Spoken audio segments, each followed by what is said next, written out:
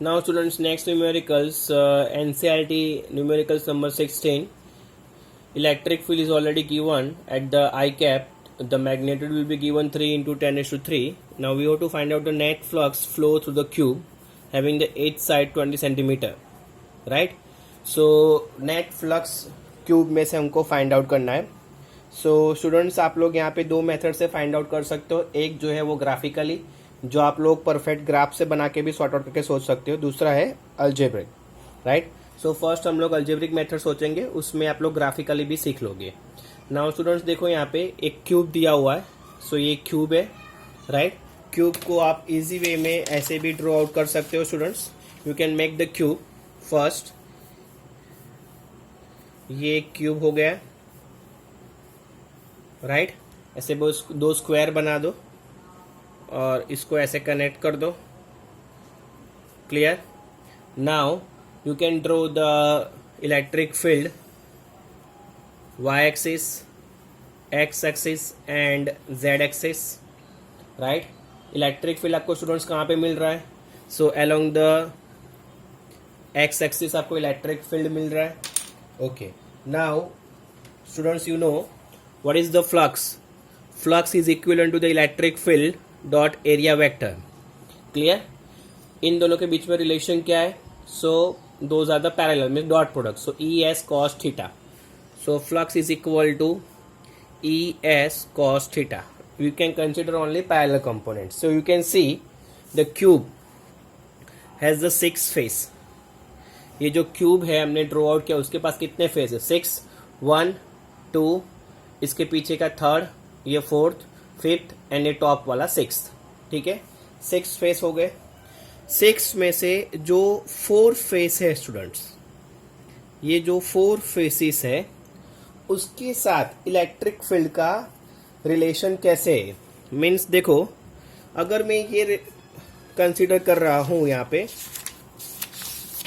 Top 4 face कौन से, तो ये टॉप हो गया. सेम टू सेम ये बॉटम सरफेस हो गया, ये बैक साइड का सरफेस हो गया क्यूब का, और ये फ्रंट साइड का सरफेस होगा. ये जो 4 फेस है, top, bottom, back and front, right? उसके साथ इलेक्ट्रिक फील्ड कैसे होगी? Means what is the relation between electric field in area vector. जो एंगल बन रहा है between the electric field in area vector, वो हमको कंसिडर करना है. सपोज आप टॉप पे कंसिडर करो. सो टॉप सरफेस अगर मैं कंसिडर कर रहा हूं, मैंने आपको सिखाया था. सपोज ये पाम यूज करो, top surface. So what is the direction of the area vector? It's the normal towards the surface, right? So ये नॉर्मल चला गया, मीन्स अपवर्ड. इलेक्ट्रिक फील्ड कैसे जा रही है स्टूडेंट्स? सो ये एरिया वेक्टर का डायरेक्शन आ गया. नाउ इलेक्ट्रिक फील्ड का डायरेक्शन ये हो गया, ऑलरेडी एक्स एक्सिस में है ही. तो आप सोचो, area vector and electric field के बीच में एंगल कितना बना? 90 degree. So cos 90 will be 0. So one surface जो टॉप, हमने ये जो टॉप सरफेस कंसीडर किया, उसके लिए इलेक्ट्रिक फील्ड किसे हो जाएगी? 0. तो समझ लो, जो टॉप जो सरफेस है, for top surface electric field is going to 0. Now same to same अगर हम लोग बॉटम सरफेस कंसीडर कर रहे हैं, पाम यूज करो ऐसे. सो एरिया वेक्टर का डायरेक्शन ये होगा. इलेक्ट्रिक फील्ड का डायरेक्शन कैसे है? अलोंग द एक्स एक्सिस, वो तो बदलने नहीं वाली. ऐसे उन दोनों के बीच में डायरेक्शन मीन्स एंगल कितना हो गया? 90.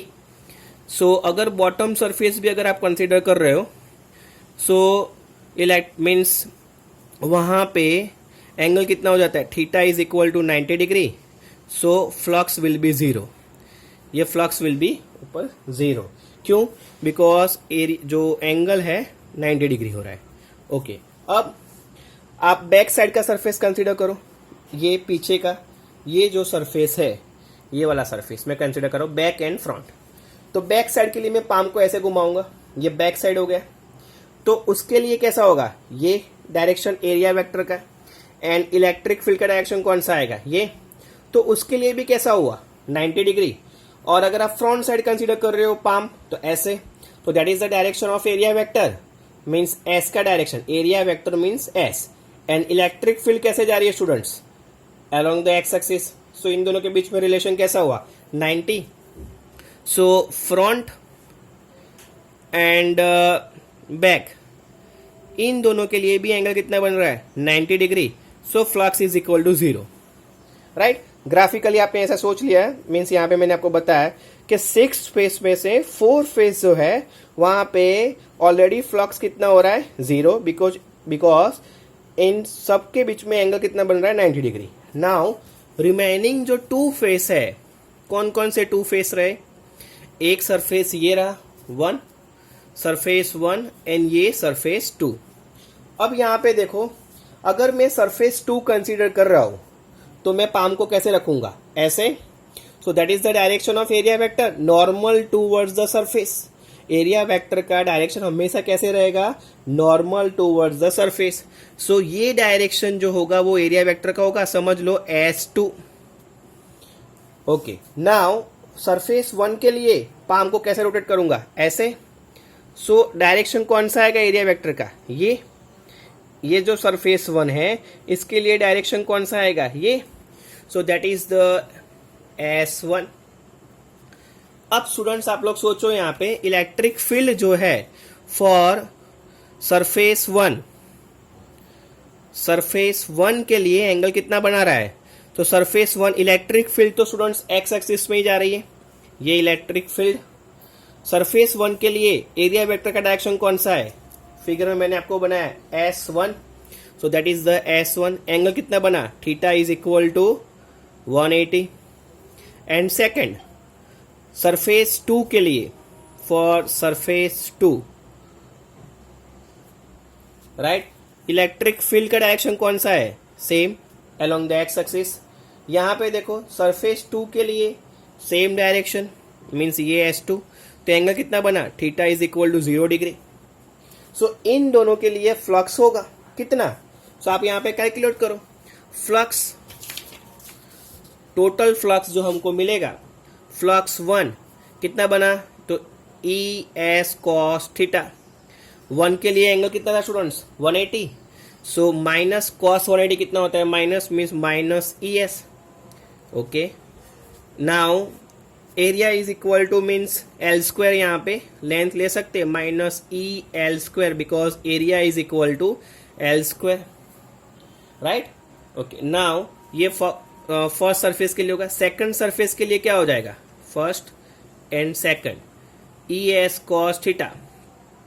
थीटा कितना है? 0 सेकंड के लिए, तो means E into L square, right. Net flux कितना होगा दोनों में? तो flux 1 addition flux 2 minus E L square plus E L square is equal to 0।